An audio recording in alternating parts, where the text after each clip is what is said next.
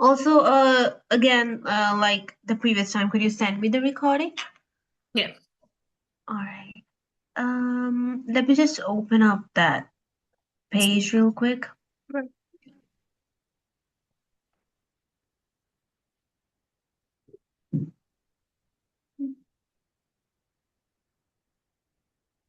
All right. Okay, so should we get started with the questions? Yes. All right. Stepping into the very first question about summary and assessment. So you want to get started with that?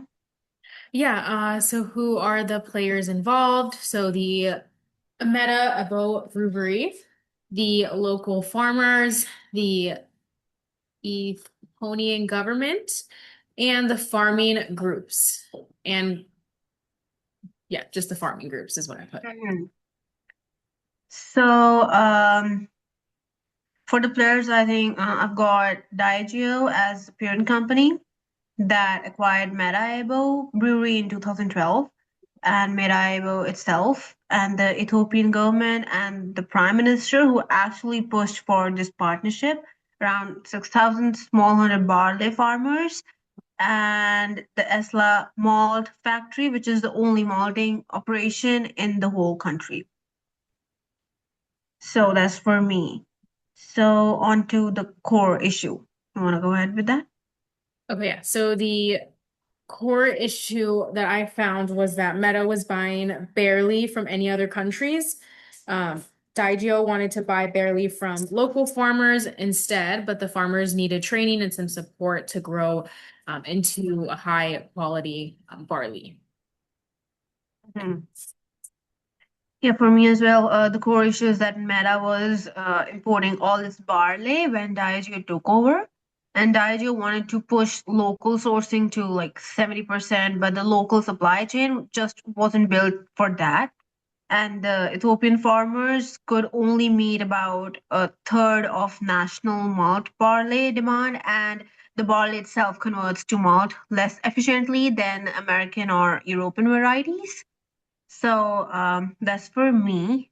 And heading on to like as of what caused it, I would say it's mostly structural, small and shrinking farm sizes, no credit access for farmers, and declining soil quality and malting facility that hasn't kept up with demand. So none of that is really Daiju's fault, but it's just the environment they're stepping into.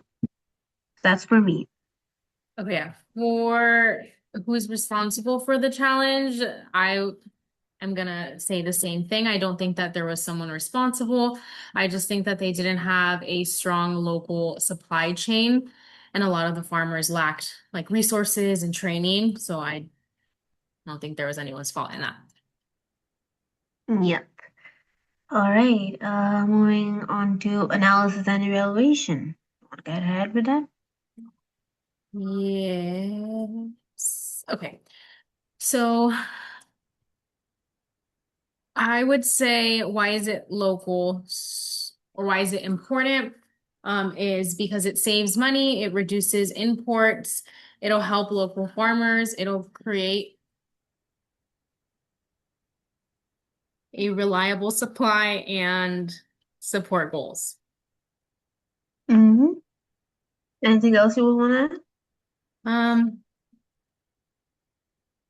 I would say even though it imported barely any good qualities, I think it would help both the company and the community doing these things. Yeah.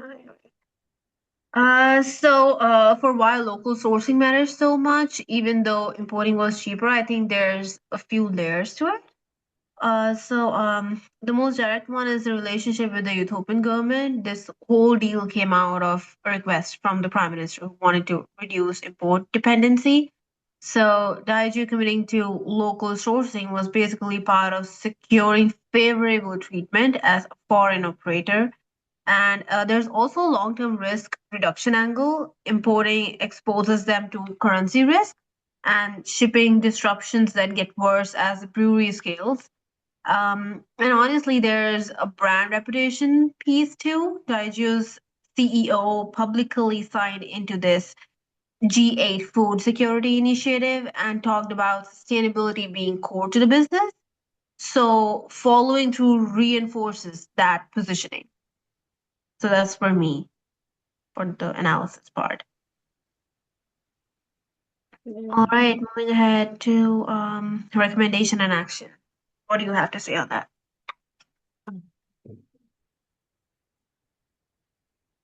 Okay, when it comes to like any recommendations, I would say like the number one thing is that farmers need more training. I also think the quality needs to be more consistent, and some farmers may not be trusted as well in some of the programs. I would say what I would do to fix it would be giving ongoing support, offer long-term contracts, and provide better seeds for the farmers. Yeah, I agree. All right, so for me, I would say if I were leading this project, I think the biggest barrier is farmer trust and capacity. Like smallholders are cash poor and have historically switched crops based on short-term profit. So you need real incentives like guaranteed pricing and multi-year purchase agreements to get them to commit long term. And for me, the second barrier is just input access. Farmers can't improve yield without better seed and fertilizer, and most can't afford it themselves. So that $1,500,000 investment needs to go towards input financing and training, and not just one-time handout.